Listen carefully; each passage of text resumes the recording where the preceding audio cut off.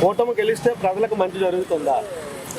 కూటమి గెలిస్తే ప్రజలకు చాలా మంచి పని జరుగుతాయి, చాలా మంచి జరుగుతుంది కూడా.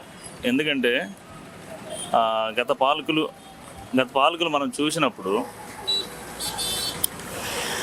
సంక్షేమం అనే పేరుతోనే తప్పించి సంక్షేమం అనే దాని మీద అప్పులు తీసుకొచ్చి ప్రతి సామాన్యుడి మీద అప్పులు భారం అనేది పెరిగిందండి. కనీసం ఒక అభివృద్ధి కూడా లేనటువంటి పరిస్థితి, ఒక కొత్త పరిశ్రమలు వచ్చేటువంటి పరిస్థితి లేదు. ఈరోజు యువకులంగా మేము ఉన్నామంటే, చదువుకున్నటువంటి వాళ్ళంగా ఉన్నామంటే నిరుద్యోగ సమస్య చాలా ఇబ్బంది పడతా ఉంది.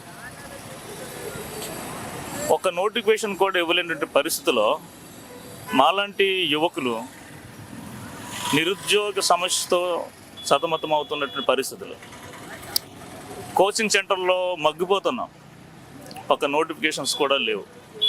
ఈ పరిస్థితుల్లో కూటమి వారికి ఇచ్చినటువంటి ఒక బలమైన హామీ ఏంటంటే, మేము అధికారంలోకి వస్తే ఆ మెగా డిఎస్సి మీద కానీ నోటిఫికేషన్ మీద కానీ మొదటి సంతకం పెడతానని చెప్పారు.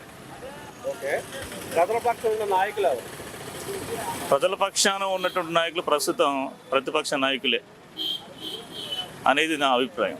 జగన్కు ప్రజలు సీఎంగా అవకాశం ఇస్తారా? గతసారి ఇచ్చారు, ఈసారి ఇవ్వరు. ఎందుకంటే అనేక వర్గాల నుంచి కూడా వ్యతిరేకత అనేది పెరిగింది.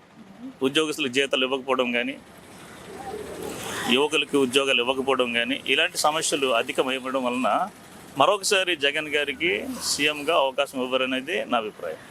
మీ నియోజకవర్గంలో ఏ పార్టీ గెలుస్తారు?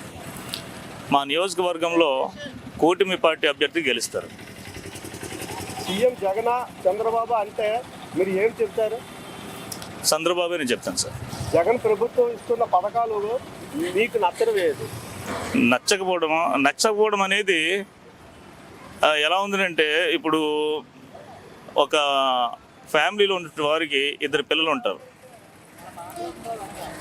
ఒక పిల్లాడికి ఇచ్చి ఇంకో పిల్లాడికి ఇవ్వకపోతే ఇంకొక పిల్లాడు ఆటోమేటిక్ నన్ను క్వశ్చన్ చేస్తాడు, నాన్న నా పరిస్థితి ఏంటని.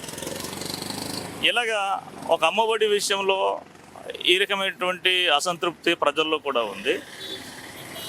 నా విషయంలో అమ్మఒడి విషయంలో నేను ఏమాత్రం కూడా సంతృప్తిగా లేను. రాష్ట్ర అభివృద్ధి సంక్షేమ పథకాలు ఉంటే సరిపోతుందా? సంక్షేమ పథకాలు ఉండాలి, అట్ ద సేమ్ టైం అభివృద్ధి కూడా ఉండాలి, కొత్త పరిశ్రమలు కూడా రావాల్సి.